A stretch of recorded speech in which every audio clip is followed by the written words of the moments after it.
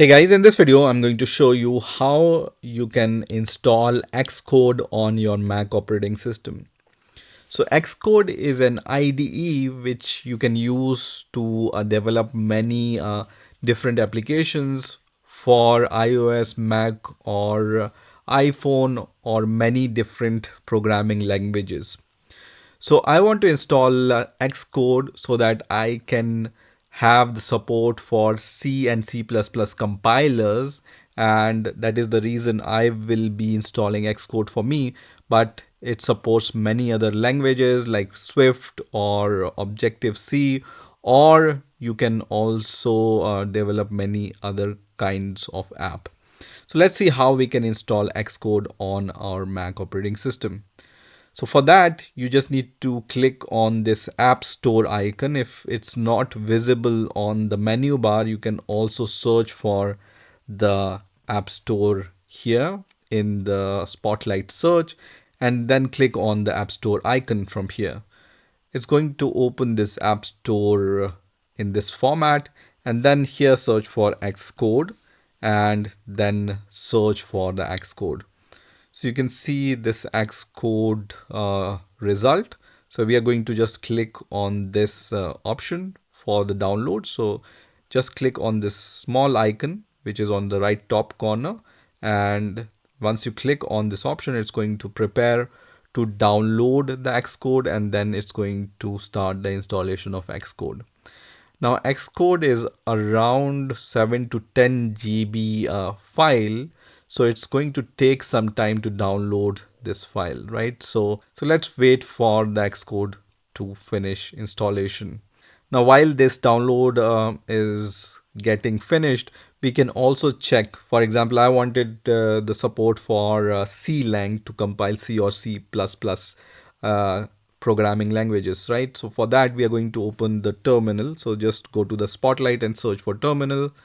And here, when we search for C-lang option, which we can use to compile the C language, or C-lang++, which we can use to compile the C++ programming language.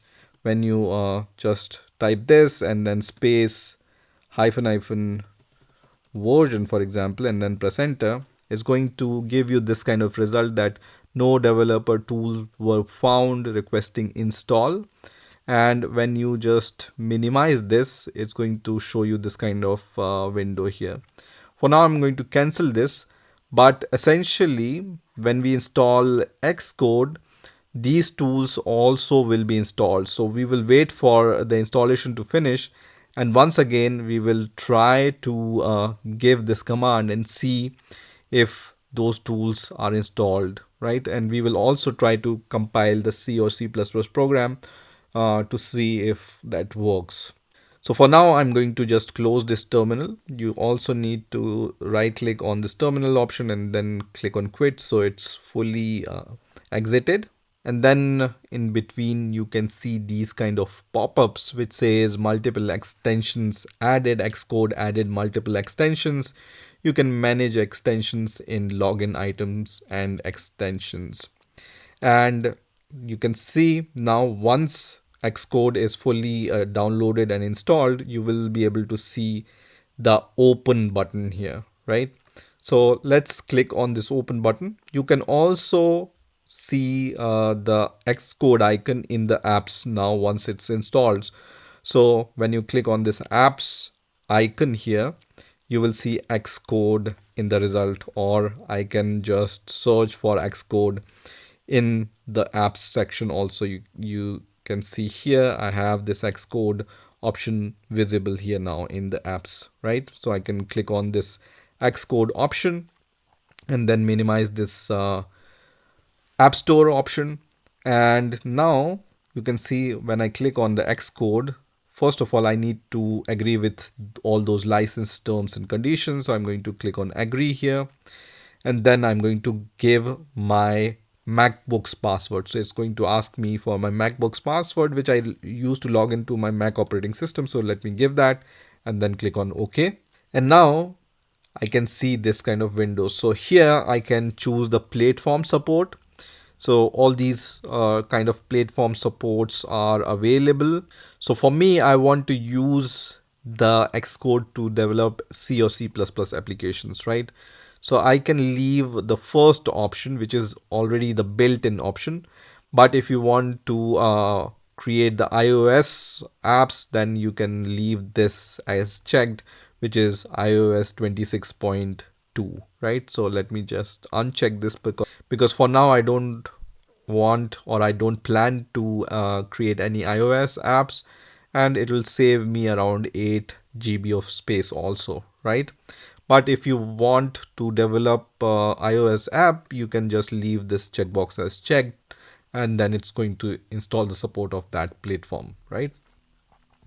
So once I have selected my options, I'm going to click on download and install. And once that's done, I will see the next window, which is what's new in Xcode. And it's also going to give me this kind of pop-up window, which says predictive code completion model. It's going to install that also in the background. But for now, I can click on continue here, and this is going to open the Xcode window, right?